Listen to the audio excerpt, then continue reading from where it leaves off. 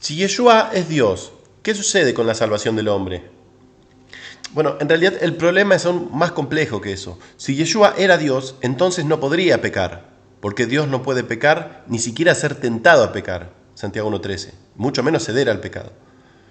¿Cómo podría el que no podía pecar identificarse con los pecadores y ser su representante? Solo que podía pecar, como lo hizo Adán, pero no lo hizo. Que no tenía pecado en el sentido de que no podía pecar, sino que no pecó, que triunfó donde Adán falló. Solo esa persona podía morir por los pecadores. Fue a través de la obediencia de un solo hombre que los muchos fueron hechos justos, Romanos 5:19. Pero si fue obediente porque en ningún caso podría ser tentado, desobedecer o pecar, entonces no tiene sentido hablar de su obediencia. Si hay alguna maravilla acerca de Yeshua siendo nuestro Salvador, seguramente consiste en esto, que Él podía haber pecado, pero no lo hizo. Podía haber desobedecido al Padre, pero permaneció absolutamente obediente bajo todas circunstancias. Si eso no es una maravilla suprema, ¿cuál es? Cualquiera que haya enfrentado seriamente los desafíos de vivir una vida agradable a Dios debe sorprenderse de la maravilla de la vida perfecta de Yeshua. Incluso alguien de la estatura espiritual de Pablo confesó: no que lo haya alcanzado ya, ni que ya sea perfecto, sino que prosigo por ver si logro asir aquello para lo cual fui también asido por Yeshua el Mesías. ¿Hay una respuesta a este problema en las Escrituras?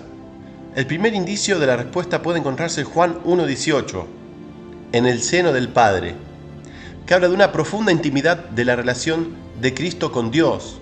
En comparación con esa intimidad, Juan estaba en el seno de Yeshua. Juan 13:23 generalmente se pensaba que se refiere a Juan. No era más que una tenue reflexión. Había una profundidad de unión con Dios, con Yud-Hei Vav-Hei, expresada en las palabras: yo en vosotros, vosotros en mí. O sea que Yeshua deseaba también eventualmente que se convirtiera en una realidad entre sus discípulos.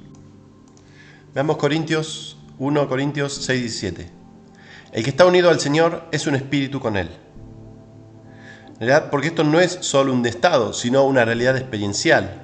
Una sola carne, a través del matrimonio, no es meramente un estatus, sino una realidad que se experimenta. Pero solo tenemos una idea superficial de cómo sería tal unión en su perfección. Sin embargo, en el caso de Yeshua, esta unión espiritual con Dios resultó en la dinámica constante en la que vivió toda su vida y que se evidencia por la perfecta impecabilidad de su vida.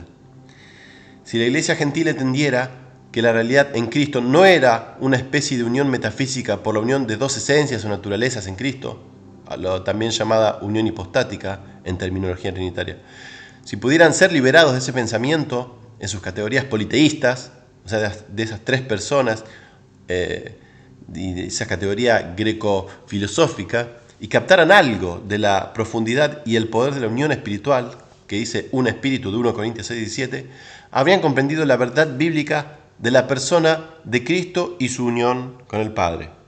Las palabras maravillosas de Deuteronomio 33:12 se aplican a Yeshua en una profundidad que no podría aplicarse a nadie. El amado de Yod-Hei Vav-Hei mora entre sus lomos. Esto es, de hecho, estar en el seno del Padre, vivir en Él, en la forma en que Yeshua enseñó.